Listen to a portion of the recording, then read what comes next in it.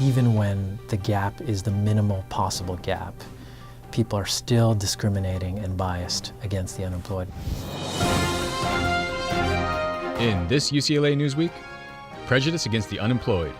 Also, a Nobel laureate returns to campus.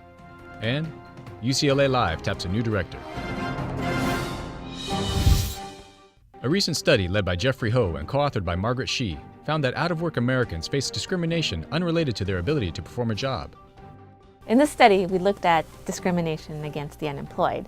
And what we found is that when people are evaluating the same resume or the same qualifications, they have a preference for the employed over the unemployed. So in the study, we had people look at this, a resume, and we told half the people that this person was unemployed and the other half that this person was employed. And even though everybody saw exactly the same resume, the person who was unemployed was viewed to be less warm, less competent, and less hireable than the person when they thought that the person was employed.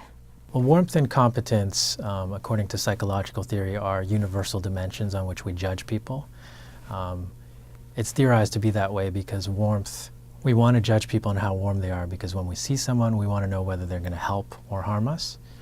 And competence is important because we want to know whether people are capable of helping and harming us. The other important thing about warmth and competence is that it's been shown to be central in our judgments of people.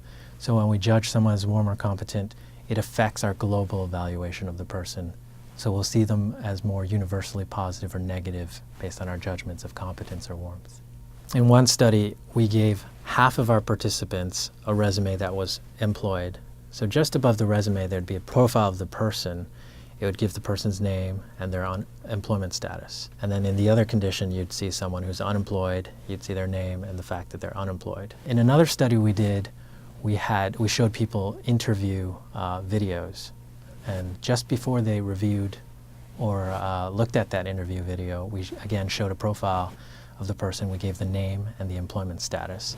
And we get the same type of effects even when people are looking at interview videos, which are a much richer source of information about a person. In all of the studies, we basically told them that the person had been unemployed for less than a month, so a very short duration. And a lot of work has found that the longer you've been unemployed, the harder it is to find a new job. In our study, we find that you don't even have to be unemployed for that long to be at a disadvantage. Things that people aren't surprised about are that long-term unemployed people have a harder time to get a job. And that's kind of obvious because if you have a huge gap in your resume, people are going to wonder what's happening. What we find is that even when the gap is the minimal possible gap, people are still discriminating and biased against the unemployed, and that is surprising. The other thing that's surprising is how little the terms of departure mattered. So we found no relationship between the reason a person gave for unemployment and the amount of stigma that they found. So if they left the job voluntarily, if they were terminated, or if they were laid off, they all experienced the stigma. The only condition where we found there was no stigma was when it was unambiguous, that losing their job was not their fault, so their company went bankrupt. And when it was 100% ambiguous, then the stigma disappeared. And now, a look at more developments in Westwood. Alumna and Nobel laureate Elinor Ostrom recently received the UCLA Medal. Known for her work on the management of common resources by individuals and institutions, Ostrom addressed a number of topics and had this to say about grassroots efforts to address climate change. People in their home and in their small communities and their big communities can start making a difference, because if a number of people do that and they network and work with others, that can make a difference. Yes, one family can't, but families working together across jurisdictions can.